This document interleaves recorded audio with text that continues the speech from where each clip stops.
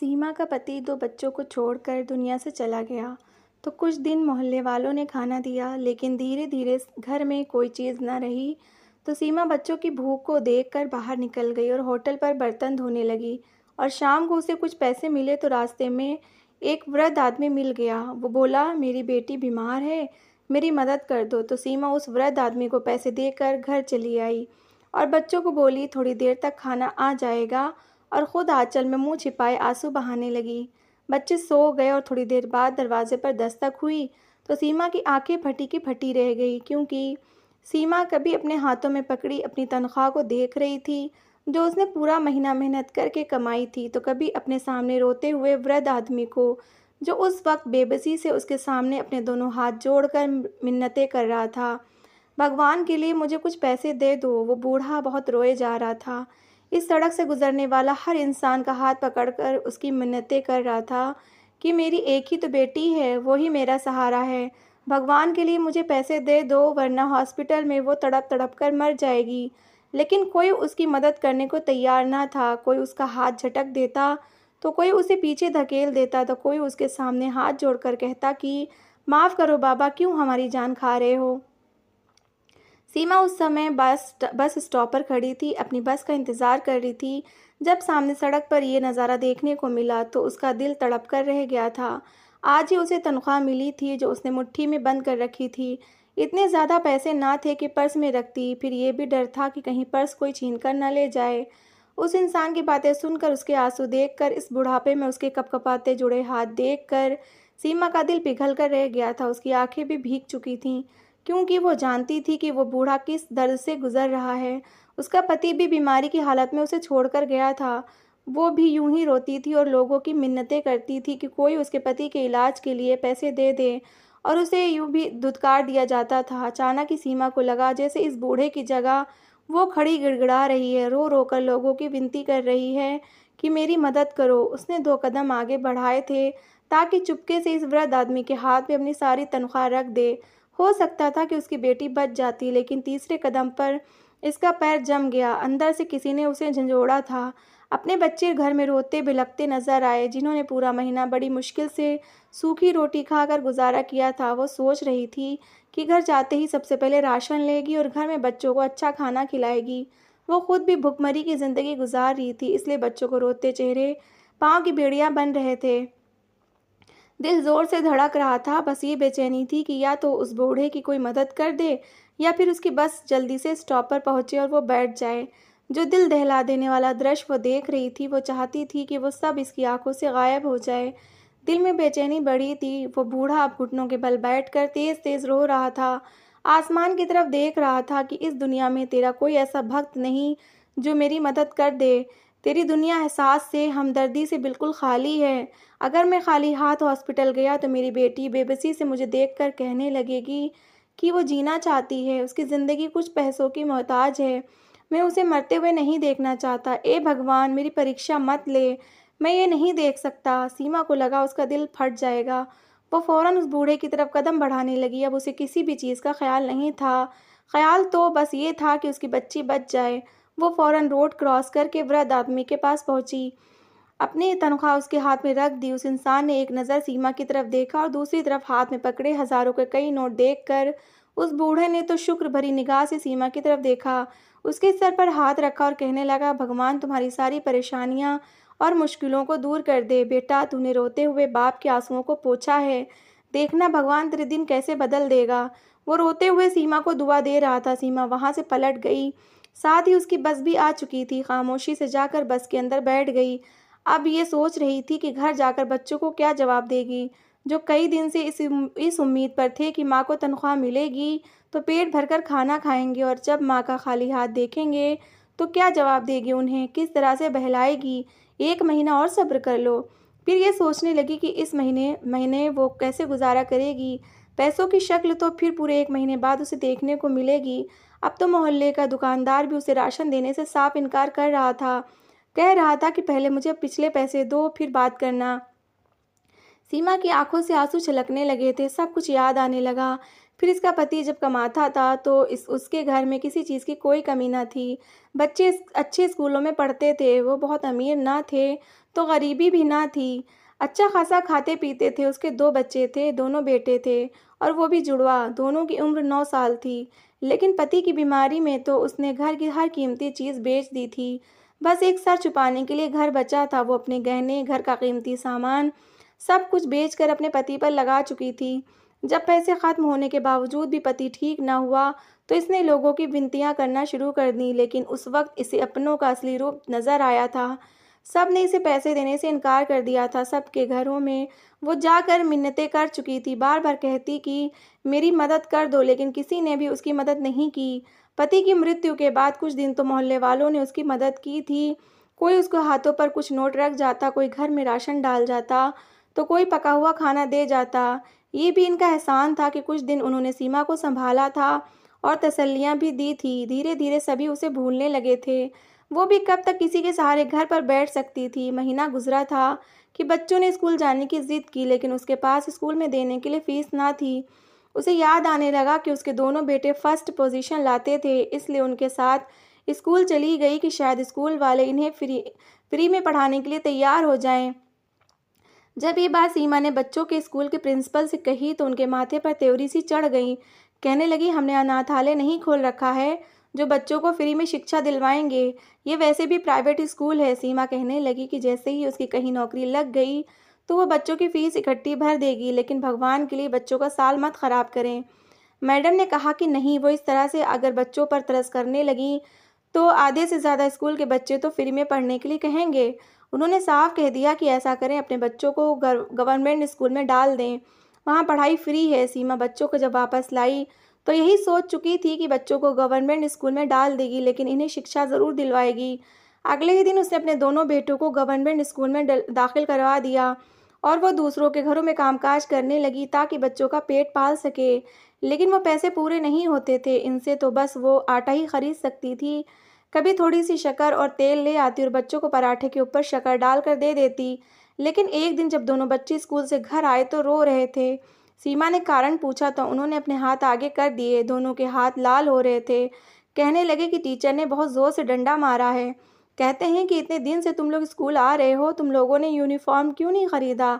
ये कहकर एक बेटे ने अपनी शर्ट उतारी तो सीमा का तो दिल दहल ही गया था। पूरी कमर पर डंडों के निशान थे। कहने लगा, माँ, हमें इस स्कूल में नहीं पढ़ना, यहाँ के टीचर बहुत सख्त हैं, बात बात पर बहुत मारते हैं। सीमा ने जब जाकर ये बात वहाँ की प्रिंसिपल से कही तो वो कहने लगी कि आपको खुद सोचना चाहिए, अब ऐसी भी क्या गरीबी है कि आप यूनिफॉर्म भी बच्चों को नहीं दिला सकती। सीमा ने कहा कि उसके वाकई हालात बहुत ख़राब हैं, जैसे ही पैसे जमा होंगे वो यूनिफॉर्म ले लेगी। लेकिन मैडम ना मानी और कहने लगी कि इन बच्चों को वापस ले जाओ, जब यूनिफॉर्म होगा तो फिर ले आना। सीमा फूट फूट कर रोने लगी थी। ऐसा समय तो कभी उस पर नहीं आया था। हमेशा उसने बच्चों की फीस समय पर दी थी। उसके बच्चे तो पढ़ाई में भी अच्छे थे। जब से स्कूल में आए थे एक बार भी उन्होंने टेस्ट गलत नहीं दिए थे। सीमा मैडम के सामने आखिरी बार कोशिश करते हुए उनके पास बैठ गई और फिर हाथ जोड़कर विनती करते हुए कहने लगी, मैडम, मैं एक औरत हूँ और मेरे यहाँ यही 2 जुड़वा बच्चे हैं। मैं अपने पति की मौत के बाद पहली बार घर से निकली हूँ और नौकरी ढूंढ रही हूँ ताकि अपने बच्चों का खर्च उठा सकूँ, इनका पेट पाल सकूँ। मेरी नौकरी शुरू हुए कुछ ही समय हुआ है। मेरी तनख्वाह इतनी नहीं है कि मैं अपने बच्चों को यूनिफॉर्म खरीद सकूँ। भगवान के लिए मेरी हालत पर तरस खा और मेरे बच्चों को स्कूल में पढ़ने की अनुमति दे दो। फीस ना दे पाने की वजह से ही तो मैंने इन्हें प्राइवेट स्कूल से निकलवा कर यहाँ दाखिल करवाया है। अब आप मेरे बच्चों के साथ ऐसा बर्ताव रखेंगी तो ये शिक्षित नहीं हो पाएंगे और ज़िंदगी में कभी भी आगे नहीं बढ़ पाएंगे।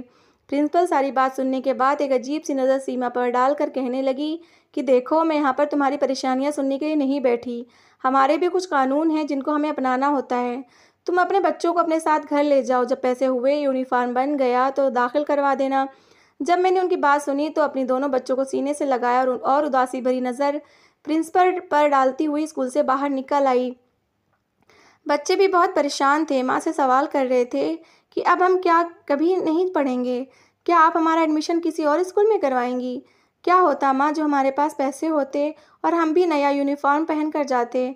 पहले ही पढ़ाई में इतना लॉस हो गया और अब और ना जाने कब हमारे यूनिफॉर्म बनेंगे। बच्चों की बातें सुन सुनकर तो सीमा की हालत और ज़्यादा ख़राब होती जा रही थी।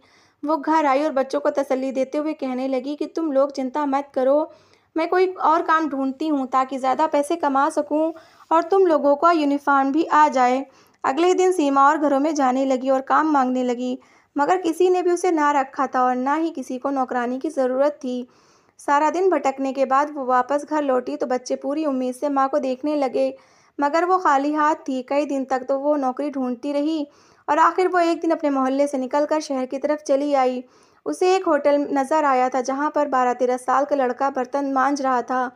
बर्तन इतने ज़्यादा थे कि वो अकेले धो नहीं पा रहा था, तो सीमा फ़ौरन होटल के मालिक के पास चली गई और जाकर कहने लगी कि साहब जी, मैं गरीब और विधवा औरत हूँ, मुझे काम के लिए रख लो। मैं आपके होटल में झाड़ू पोछा कर दिया करूँगी और बर्तन मांज दिया करूँगी, बदले में मुझे पैसे दे दिया करना। मालिक ने जब उस औरत को देखा तो पहले तो फ़ौरन इनकार कर दिया, कहने लगा कि नहीं नहीं, मैं किसी औरत को यहाँ पर काम करने के लिए नहीं रख सकता। यहाँ पर काम करने वाले नौकर सभी मर्द हैं। फिर कल को कोई ऊंच नीच हो गई तो बात मुझ पर आएगी। सीमा फौरन हाथ जोड़कर रोने लगी और कहने लगी कि मैं पूरी तरह घूंघट में रहकर सारा काम करूंगी, भगवान के लिए मेरी हालत पर रहम करो, मेरे बच्चे भूखे हैं, मुझे काम की ज़रूरत है। उसके आंसू देखकर मालिक का दिल पिघल गया तो मजबूरन उसे सीमा को अपने होटल पर बर्तन मांजने के लिए रखना पड़ा। सीमा की तो खुशी की सीमा ना रही थी। वह इंसान सीमा को ज़्यादा ही पैसे दे रहा था। सीमा खुश थी कि इस महीने की तनख्वाह से वो अपने बच्चों का यूनिफॉर्म तो ले लेगी। सुबह से सुबह से शाम तक उसे यहीं पर काम करना था। जो खाना बासी हो जाता वो मालिक सीमा को दे दिया करता। जिस मोहल्ले में वो रहती थी वहाँ पर यह खबर फैलने लगी कि सीमा तो होटल पर जाकर मर्दों के घर साथ काम करती है और वहाँ पर बर्तन धोती है। कई लोग बातें बनाने लगे और सीमा को भला बुरा कहने लगे। कई गांव की औरतें सीमा के घर भी आईं और कहने लगीं कि ये क्या तरीका तुमने निकाला है, क्या तुम्हें पति की इज्जत की ज़रा भी परवाह नहीं? ये कहाँ होटलों में जाकर तुम काम करती फिर रही हो, या कोई और जगह नहीं मिली थी? सीमा ने ये सुना तो हैरत में पड़ गई। वो पहले तो चुप रही, मगर जब लोग हद से ज़्यादा बढ़ने लगे तो वो फट पड़ी, रोने लगी, कहने लगी कि मैं कब तक तुम लोगों के सामने हाथ फैलाती रहूँगी? कब तक मैं तुम लोगों के दरवाजे पर नज़र जमाए रखूँगी कि कोई आए हमें आटा सब्जी लेकर दे? तुम लोग तो अपने घरों में खुश होकर अपनी ज़िंदगी गुजार रहे हो, मगर मेरा और मेरे बच्चों का क्या? क्या हम भूखे रहकर मर जाएं? मोहल्ले का परचून वाला जो हर तरफ ये अफवाहें फैला रहा है कि मैं होटल पर काम करती हूँ, क्या आपने इससे पूछा है कि इसने मुझे आखिरी बार सौदा कब दिया था? जब भी कोई चीज़ लेने जाओ तो ये कहकर इनकार कर देता है कि पहले पुराना उधार चुका दो, तभी और चीज़ें मिलेंगी। जब आप सब लोगों ने हमसे हाथ खींच लिया है तो मुझे कुछ ना कुछ तो करना था ना। मगर पल्ला तो गांव वालों का ही भारी था। वो सीमा को ही बुरा भला समझने लगे और उस पर दबाव डालने लगे कि वो ये मोहल्ला छोड़कर चली जाए। हम घर से बाहर निकलकर काम करने वाली औरतों को अच्छा नहीं समझते। बड़ी मुश्किल से सीमा ने लोगों के ताने सुने थे और इसके बावजूद डट कर खड़ी रही, क्योंकि वो जानती थी कि वो गलत नहीं है। जो वो कर रही है वो अपने बेटों का पेट पालने के लिए कर रही है। लोगों का क्या है, आज सीमा के पीछे पड़े थे, कल किसी और के पीछे पड़ जाएंगे। घर में राशन ना होने के बराबर था। सिर्फ इतना ही आटा बचा था कि अगर वो दिन में एक वक्त खाना खाते तो ये मुश्किल से एक हफ्ते तक आटा इस्तेमाल हो सकता था। सीमा को फिक्र सताने लगी थी। कुछ दिन तक तो वो होटल से खाना लाती रही, मगर उसके लिए बासी खाना बचता ही ना था, क्योंकि होटल में काम करने वाले बाकी नौकरों में से कोई ना कोई वो खाना ले जाया करता और उसकी बारी ही ना आती। मजबूरन बच्चों को भूखा रहने की नौबत आ गई। वो 2 दिन में एक समय का खाना खा सकते थे और बाकी सारा दिन पानी पीकर गुजारा करते। जब भी माँ घर आती तो उम्मीद से उसके हाथों की तरफ देखते कि शायद वो इस बार होटल से कुछ ले आई हो, मगर उसके हाथ खाली होते। सीमा अपने बच्चों को बहलाने लगी और कहने लगी कि बेटा, जैसे ही तनख्वाह मिलेगी मैं तुम लोगों के लिए मज़े के पकवान बनाऊंगी, तुम लोग पेट भरकर खाना खाना। तो बच्चे ख्याली पुलाव सुन सुनकर खुश होते रहते और उस वक्त का इंतज़ार करते रहते। हर रात यही सोचते कि आज माँ को तनख्वाह मिलने में इतने दिन बाकी रह गए हैं। वक्त था कि गुजरने का नाम ही नहीं ले रहा था। सारा दिन होटल पर काम करके सीमा थक कर चूर हो जाया करती थी। उसे इंतज़ार था तो सिर्फ तनख्वाह का। जैसे ही वो 1 महीना गुजरा और सीमा की तनख्वाह उसके हाथ पर आई थी, मालिक ने जब उसे तनख्वाह दी तो खुशी से इसकी आंखों से आंसू आने लगे। वो मुस्कुरा कर इन पैसों को देखने लगी। इन पैसों का इंतज़ार तो उसे ना जाने कितने हफ्तों से था। एक एक घंटा उसे 1 साल के बराबर लग रहा था। वो खुशी से होटल के मालिक का धन्यवाद करने लगी और दिल ही दिल में सोचने लगी कि इन पैसों से वह सबसे पहले राशन खरीदेगी और आज अच्छा सा खाना बनाकर अपने बच्चों को खिलाएगी। कितने दिनों से वो पेट भरकर खाना नहीं खा रहे थे। वही वो बाकी पैसे बचा कर रखेगी और इनसे बच्चों के लिए यूनिफ़ॉर्म लेगी, ताकि वो स्कूल में जा सकें। उसके बच्चों के जूते, कपड़े सभी तो ख़राब हो चुके थे। पति के इलाज ने तो घर में कुछ भी ना छोड़ा था। उसने अपने दहेज का सामान भी सेकंड हैंड कहकर बेच दिया था, ताकि जो पैसे आए उससे घर का खर्च चल सके। उस दिन होटल का काम खत्म करके सीमा घर जाने के लिए निकली।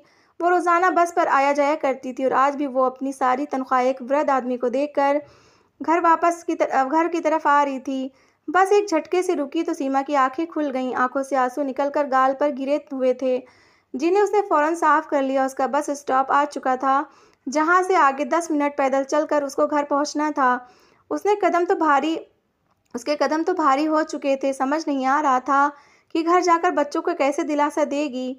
हाथ में तो एक रुपया भी ना था। अगर बच्चे पूछेंगे तो वो कैसे उन्हें समझाएगी कि अब वो पैसे किसी वृद्ध आदमी को दे आई है।